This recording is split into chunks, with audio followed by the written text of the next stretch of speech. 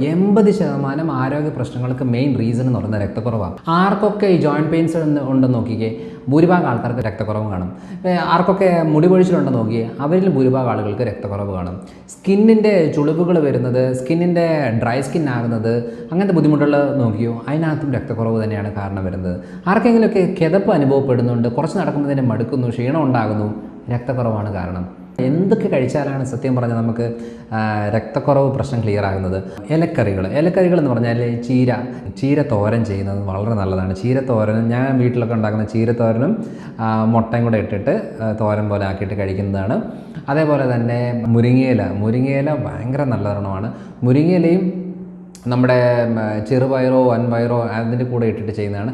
അതേപോലെ വാഴക്കൂമ്പ്, ചെറുപയർ കുറച്ച് മുളപ്പിച്ച് ഇതിൻ്റെ കൂടെ ഇട്ടിട്ട് അത് കുറച്ച് വേവിച്ച് ഇതിൻ്റെ കൂടെ ഇട്ടിട്ട് തോരൻ പോലെ ആക്കിയിട്ട് കഴിക്കുന്നതാണ്. ഏറ്റവും ന്യൂട്രീഷ്യസ് ആയിട്ടുള്ള തോരനാണത്.